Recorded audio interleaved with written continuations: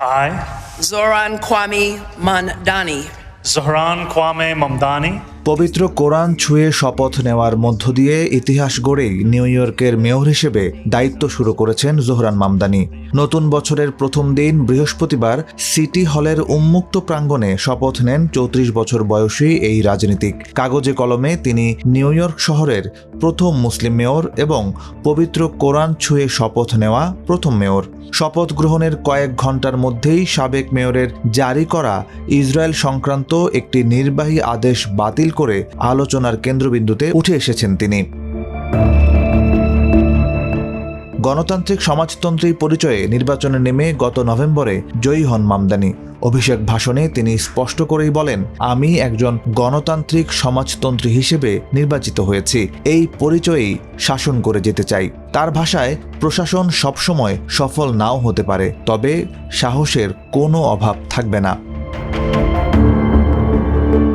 শপথ গ্রহণের পরপরই বড় ধরনের সিদ্ধান্ত নেন নতুন মেয়র। ২০২৪ সালের ২৬ সেপ্টেম্বরের পর সাবেক মেয়র এরিক অ্যাডামসের জারি করা সব নির্বাহী আদেশ বাতিল করেন তিনি। এর মধ্যে অন্যতম ছিল একটি নির্দেশনা যেখানে মেয়রের কার্যালয়ের কর্মকর্তা ও নিয়োগপ্রাপ্তদের ইসরায়েল বর্জন বা দেশটিতে বিনিয়োগ প্রত্যাহার থেকে বিরত থাকতে বলা হয়েছিল। মামদানির সিদ্ধান্তে সেই নির্দেশনাও বাতিল হয়ে যায়।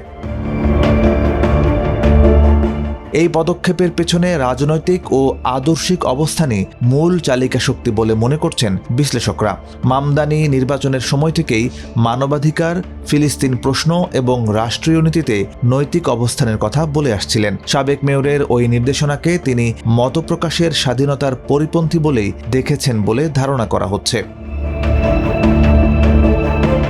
মামদানির শপথ অনুষ্ঠান হয়েছে ২ ধাপে। ৩১ ডিসেম্বর মধ্যরাতে পরিত্যক্ত ওল্ড সিটি হল সাবওয়ে স্টেশনে প্রথম দফায় শপথ নেন তিনি। দ্বিতীয় দফায় বৃহস্পতিবারের অভিষেক অনুষ্ঠানে তাকে পরিচয় করিয়ে দেন ডেমোক্রেটিক আইন প্রণেতা আলেকজান্দ্রিয়া ওকাসিও-কর্টেজ। শপথ পাঠ করান সিনেটর বার্নি স্যান্ডার্স। তিনি বলেন, ঘৃণা ও বিভাজনের এই সময়ে নিউ ইয়র্কবাসী এমন এক সরকার বেছে নিয়েছে যারা সবার জন্য কাজ করবে।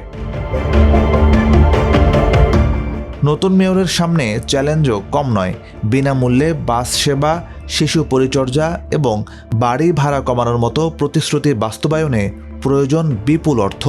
উচ্চবিত্তদের ওপর কর বাড়ানোর পরিকল্পনা থাকলেও এর জন্য অঙ্গরাজ্য সরকারের সমর্থন দরকার। এছাড়া মার্কিন প্রেসিডেন্ট ডোনাল্ড ট্রাম্পের সঙ্গে সম্পর্ক সামলানোও মামদানির জন্য বড় চ্যালেঞ্জ।